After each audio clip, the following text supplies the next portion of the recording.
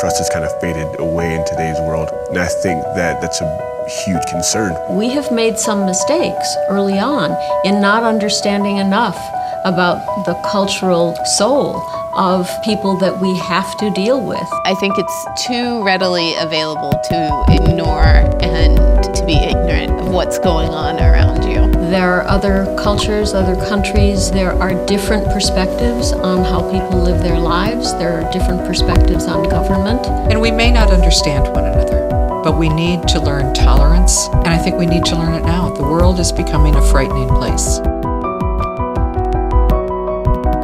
There's a humongous need in the community, both in Northeast Ohio, but also in this country and even the world, that people need to really focus on each other. There's very little that a single person can do completely on their own. We are all dependent on each other, so it certainly behooves us to understand how to collaborate. If we don't collaborate now, I think things will escalate to where you can't collaborate. We need to get back to a place where we're using each other as the resource. Increasingly, we are seeing artists look to collaboration for developing their own vision. Because people wants to work with people. It doesn't matter you are Asian or you are European or you are American.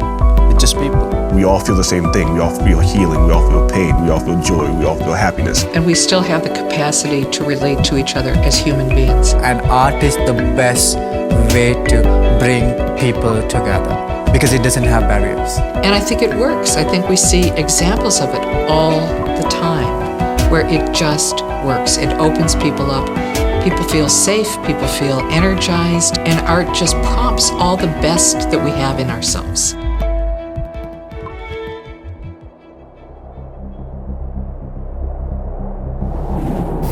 The program has this name, Creative Fusion. It really tries to express what we hope will happen. Well, fusion implies two things coming together to create one. A fusion of something is a mixing of something, but it's not just a mixing of something, but a fusion is an actual chemical change or a chemical reaction that happens. It really is a hope that through the arts, through being creative individuals can bring their perspectives together and make something new that neither one of them would necessarily do separately. They actually start to change each other. You create fusion, merging cultures together. But we have to do it to allow that to happen. I'm Kathleen Cerveni. I'm Program Director for Arts and Culture here at the Cleveland Foundation. And I'm Sally Winter, and I am the Artistic Liaison for the Creative Fusion Program of the Cleveland Foundation. For a community foundation to run an international program is really unique. Creative Fusion is a 3-month residency program for international artists. The artists come from cultures not well represented in Greater Cleveland and are embedded with existing cultural institutions here in Cleveland and give both the artists a chance to experience the real America and really give our community a chance to deeply engage with people from a culture that they might not ever have a chance to interact with. My name is Bill Wade. I am the founder and executive artistic director of Inlet Dance Theatre located in Cleveland, Ohio. I started Inlet with the thought of creating a company that would use dance to further people. His passion is to support the community through dancing. We're using the components of the art-making process as a way to mentor people. We really focus on personal growth, professional growth, and even spiritual growth. And when we thought about the Creative Fusion Program and what we were looking for in terms of collaborative natures, Inlet was just a hand in a glove. Inlet is already a collaborative organization. Everything we do, we collaborate on all our artwork. I think you wouldn't have to spend much time at all with Inlet to feel that sense of collaboration. You cannot do the kind of lifts, you cannot do the kind of ensemble work that they do if that collaborative spirit was not present in every single dancer. When we launched the program a couple of years ago, we really left it open to the cultural organizations to find their own artists. Well, our involvement actually started back in the spring. We went through a vetted list of artists that were presented to us, and I immediately went to all the dance artists first. So we got to go through and watch their videos, look at their artwork, read their resumes. And when we viewed Kapila's work, it was unanimous and instantaneous. We want him. This is our man. My name is Kapila Palihawadana. I'm the choreographer and a founder and artistic director of nATANDA Dance Theatre in Sri Lanka. That's the first Sri Lankan contemporary dance company and also the only contemporary dance company in Sri Lanka for the moment. I was very interested in working with him because he is this artist who has a very strong sense of cultural identity and roots, blending movement styles that are 2,500 years old, and is yet choosing to infuse that with a very contemporary sensibility and a contemporary market. And I think the blending of the ancient plus the brand new, I found to be very intriguing. Kapila is about empowering people, and dance is a wonderful vehicle for empowerment. I mean, it could be like, Asian dance, it could be like Western dance, could be European dance, but at the end of the day, it's just the communication without barriers. He really has this wonderful capacity, just as a human being, to relate. As a choreographer, I'm so interested in what you have inside, what you can give me from your heart. I feel like we found the perfect person for our company. Not only would there be a benefit to have a different choreographer's point of view come into the work that they were doing, he felt that he had something that he could share with Kapila as well, so that it would really be a true exchange.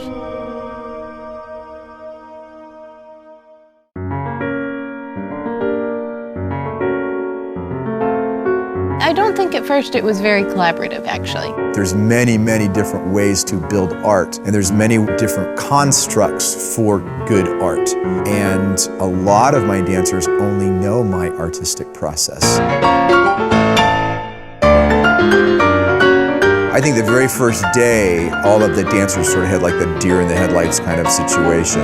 There was just so much new at the beginning that it was just kind of a mess. First couple of days were a lot of pain. We were not all on the same page. From the beginning, they didn't know what I'm asking them to do, or I didn't know what they can do.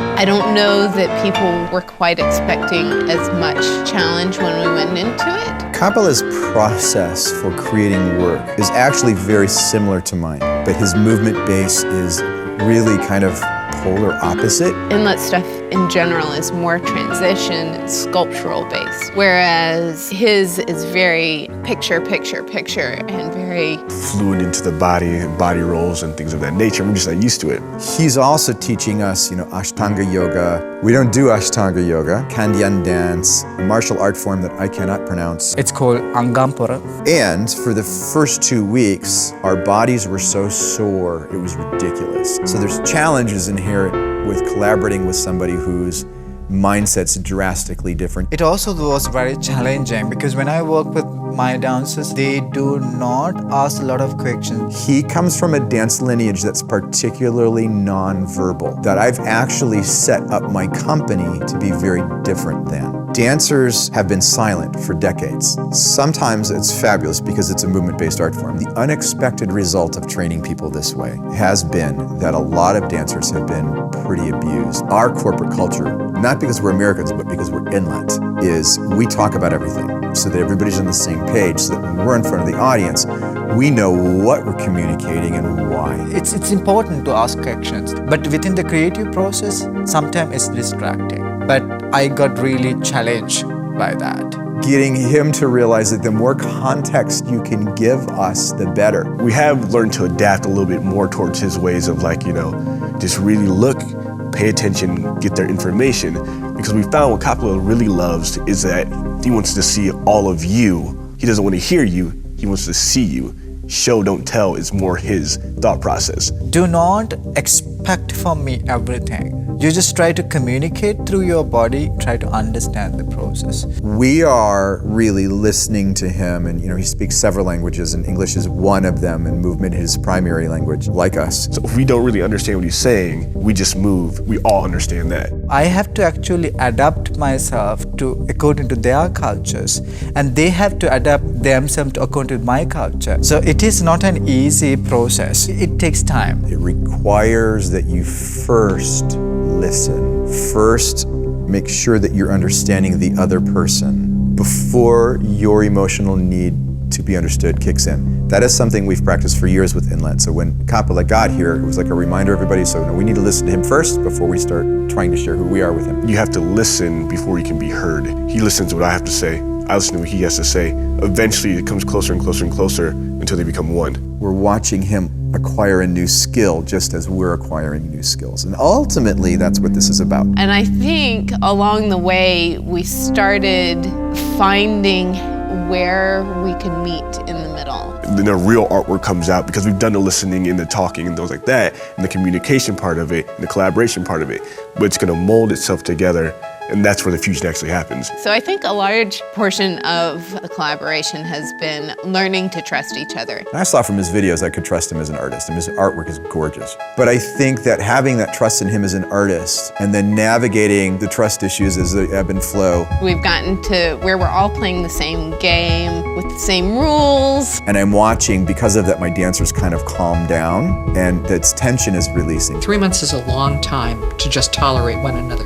They really have to be able to enjoy one another. And we have been very lucky so far in the Creative Fusion program. It's been a wonderful, wonderful collaborative process with the dancers and, Cleveland. Thankfully, I mean, he's the sweetest guy. He's so nice, he's so generous as a person, as an artist, as a human being, that we didn't feel threatened. I've been in situations where it's collaboration, where I watch people behave as if they feel threatened. He hasn't just come in and said, okay, here's your 16 counts of movement, go. I work with 15 dancers, and 15 of them are totally different characters. Because within the studio, there's a lot of different types of people. He is really fascinated by the 15 dancers that are in the studio right now because he's studying each one of them as an individual, which is something that I do. So you get to see different individuals coming out and different things coming through his work. Because his vantage point is, way over here, and we're over in Cleveland, he's in Sri Lanka. He's able to pull completely different things out of the dancers, which for some of them is surprising. I don't know how many times I've heard, I didn't know I could move like this. I've never seen this before in my life. You want me to what? And we're mixing that with the things we know how to do well. So our involvement is very much right alongside of Kapila. As a choreographer, it's your task that you need to bring those different areas, you have to bring it to one place, and everybody becomes one person. You know what I mean? That's what collaboration is, and that's where everybody is bringing something to the table, and we align those things in a way that's a win for everybody else. And I think that's what's really fun about fusion. You start off thinking you know what it's going to be, and you end up with something entirely different and so much more fabulous than you could have imagined it in the first place. It leaves you open to the possibilities, I think. Your process is just as beautiful as the result.